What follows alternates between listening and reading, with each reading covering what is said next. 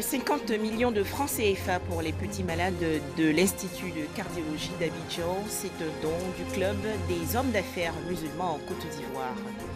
Enfin, 19 février 2016, en Ouganda, le président Museveni fait arrêter son principal opposant, Kizza Besigye, en pleine élection.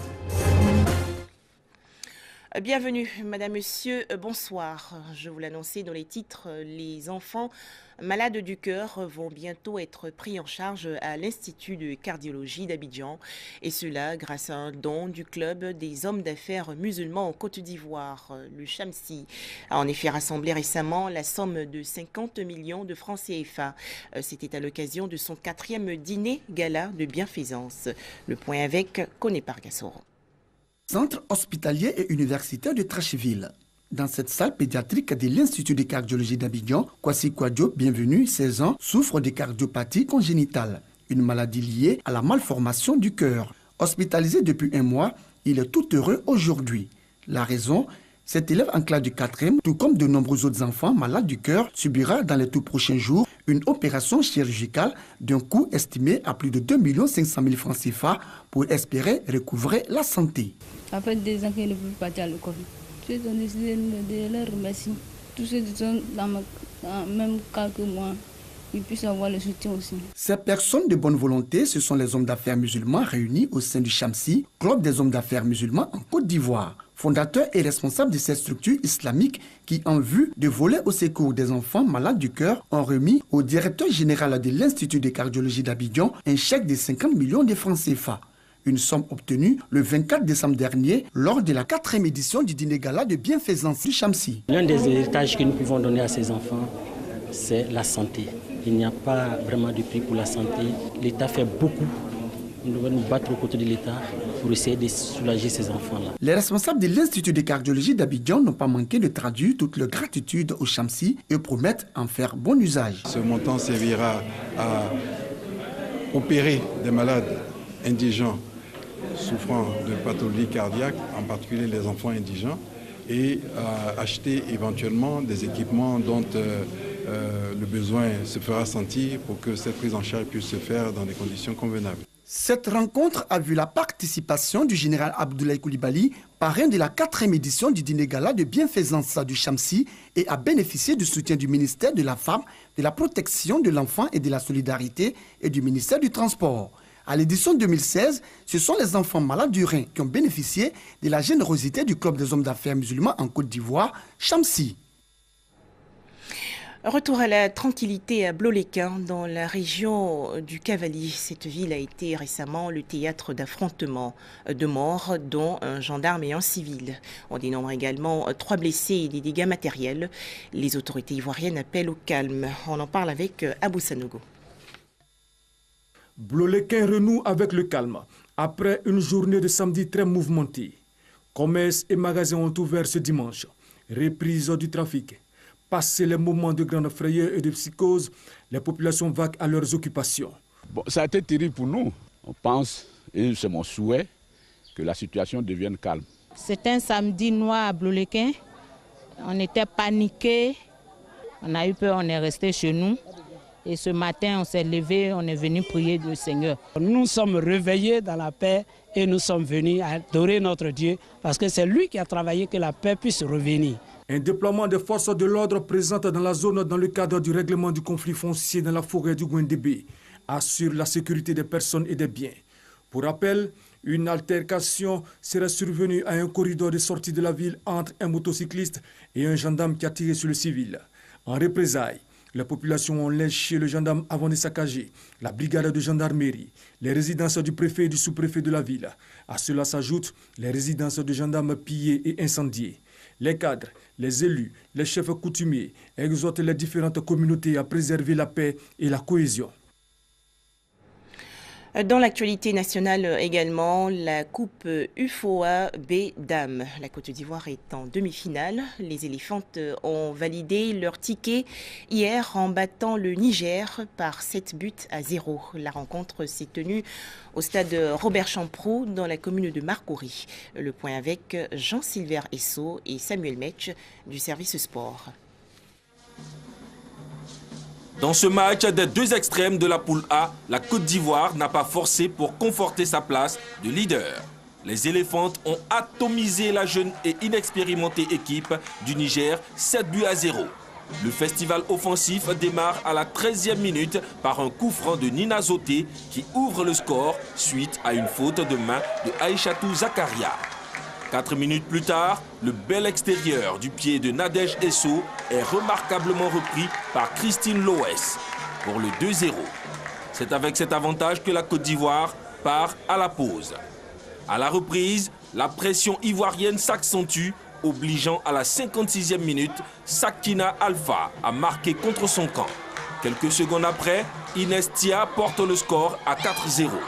Passé la demi-heure, Emmanuela Ebi prend de la vitesse. Son altruisme permet à Inestia d'alourdir le score à 5-0.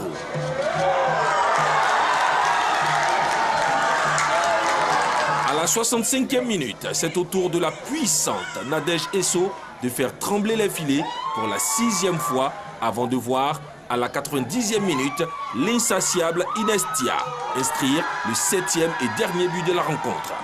La Côte d'Ivoire termine à la première place de sa poule avec 7 points et se qualifie pour la demi-finale qu'elle disputera jeudi prochain.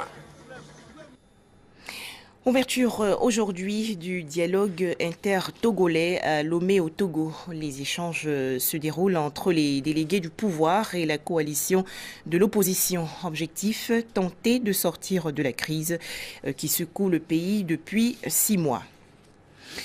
Au Cameroun, les populations anglophones continuent à fuir la répression de l'armée. La plupart se réfugient au Nigeria voisin. À noter qu'au moins 33 000 Camerounais anglophones se sont mis à l'abri dans l'état de Cross River, dans le sud-est nigérian.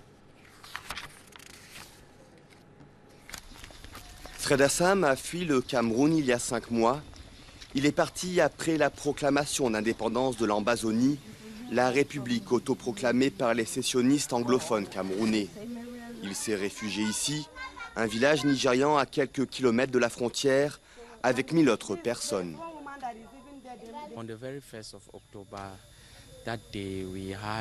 Le 1er octobre, ce jour-là, nous avons eu une très mauvaise expérience parce qu'après la célébration, en 1 heure ou 2, les troupes de la République ont envahi notre village et ils ont tué l'un d'entre nous.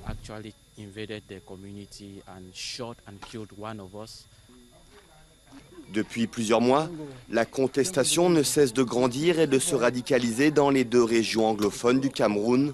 Lancée par un mouvement de grève des enseignants et avocats contre leur marginalisation, la crise s'est muée en un conflit armé. Au moins 26 membres des forces de sécurité ont été tués par des séparatistes présumés. En guise de représailles, l'armée camerounaise s'est déployée dans toute la zone anglophone et aurait fait de nombreuses victimes civiles. Plus de 33 000 personnes ont trouvé refuge au Nigeria voisin. Certains arrivent malades, d'autres sont grièvement blessés.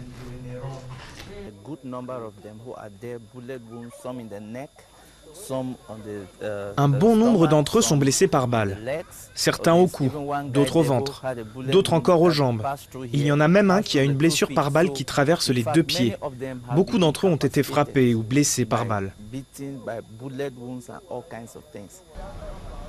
Les autorités camerounaises qualifient les séparatistes de terroristes et soupçonnent l'existence de camps d'entraînement rebelles dans la jungle séparant le Cameroun et le Nigeria. Au poste frontière de Nfoum, les douaniers sont sur le qui-vive.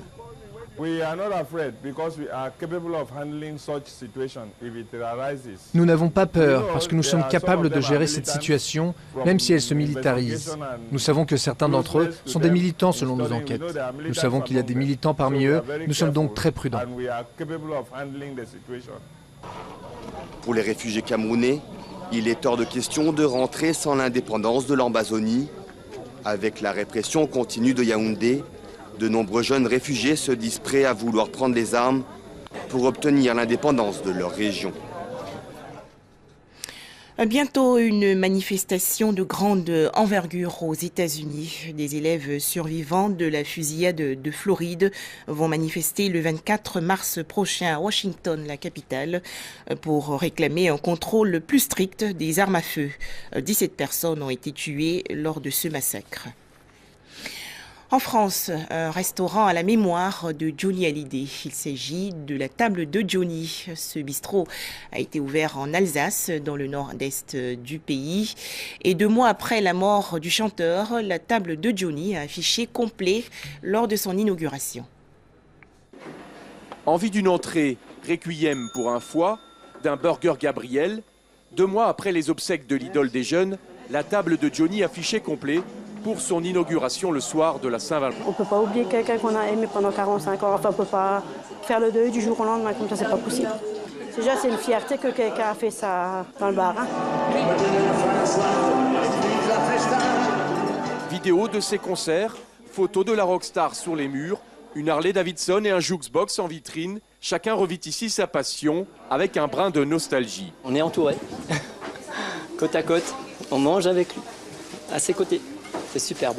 À l'initiative du projet, Lucien Rees, un ancien disquaire fan de l'artiste. Propriétaire du local vide depuis 2 ans, l'Alsacien projetait au départ de créer un restaurant espagnol. J'ai changé de fusil d'épaule et dans les 2 mois, j'ai créé cette affaire à la mémoire de Johnny. Pour moi, c'était très important de faire quelque chose, de le faire revivre. Bonsoir. À 74 ans, le patron a investi 100 000 € et engagé 5 personnes, parmi lesquelles on découvre aussi des passionnés. Je suis venue ici comme ça, juste pour Johnny. Au restaurant, pas de place pour la division. La bataille entre les héritiers du chanteur n'occupe pas les esprits. C'est pas mon problème, ça. Et je suis fan de Johnny, c'est tout, ça s'arrête là. Je juge pas. C'est une histoire de famille, ça ne regarde personne d'autre. Soirée karaoké, mini-concert de chanteurs et rencontre de bikers. Ici, on célèbre avant tout la mémoire de la star décédée et on repart avec le set de table en cadeau. Allez, bonne soirée. Voilà. Et bonne fête encore. Merci, c'est gentil.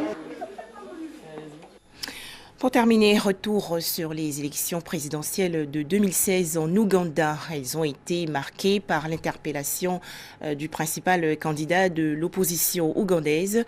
En effet, le 19 février 2016, Kizza Besigye a été arrêté au siège de son parti au lendemain du premier tour. Mais que lui reproche-t-on? Les explications de Ami Koulibaly. Des élections sous tension en Ouganda, le principal candidat de l'opposition à la présidentielle, Kizza Besigye, a été arrêté vendredi 19 février 2016, au lendemain du premier tour de la présidentielle gagné d'avance par Yoweri Museveni, au pouvoir depuis 30 ans. Le scrutin s'est déroulé dans des conditions chaotiques dans la capitale. La police avait encerclé en fin de matinée le quartier général du parti dans le quartier de Najanankumbi, dans le sud de Kampala. Après l'arrestation de Kizza Besigye, la tension a été forte à Kampala. Les policiers ont tiré des gaz lacrymogènes vers les locaux du parti d'opposition et arrêté des sympathisants du FDC. Quelques affrontements ont opposé des forces de l'ordre lourdement armées à des manifestants dans plusieurs autres quartiers de Kampala. Le calme est revenu en milieu d'après-midi. L'arrestation de Kizza Besigye pourrait, selon les médias ougandais, être lié au fait que le FDC s'apprêtait à publier ses propres résultats pour l'élection présidentielle. C'est la 3e fois cette semaine que l'opposant est arrêté par la police. Il avait été interpellé lundi en tentant de faire campagne dans le centre de Kampala, puis jeudi 18 février, alors qu'il se trouvait devant une maison où des membres du parti au pouvoir étaient, selon lui, en train de bourrer des urnes. Le premier tour de la présidentielle et des législatives s'est déroulé sans encombre en province, mais a été perturbé à Kampala, réputé acquise à l'opposition, même si de nombreux bureaux ont ouvert avec plusieurs heures de retard, ce qui a provoqué des heurts entre électeurs en colère et forces de l'ordre. Pendant ce temps, les réseaux sociaux ont été bloqués par le pouvoir Au pouvoir en Ouganda depuis 1986, Museveni est arrivé en tête avec 62,8% des voix devant Kizza Besigye, 32,72% selon des résultats provisoires. Les sondages prédisaient une victoire dès le premier tour avec 51% des voix pour Yoweri Museveni. Merci de nous avoir suivis.